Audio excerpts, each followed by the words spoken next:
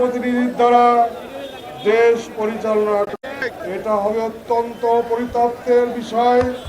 আমরা যদি ডক্টর ইউনূস সরকার অন্তর্বর্তীকালীন সরকারের কাছে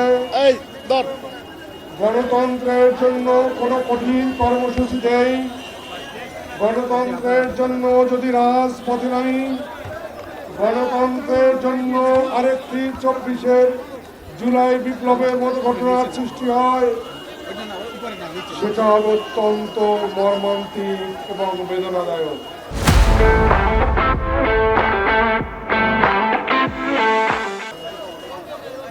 আমি বর্তমান অন্তর্বর্তীকালীন সরকারকে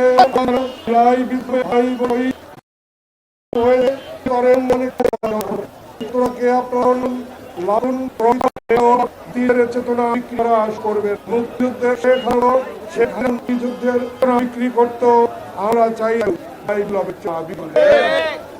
আদালতে এই দক্ষিণ এলাকাবাসী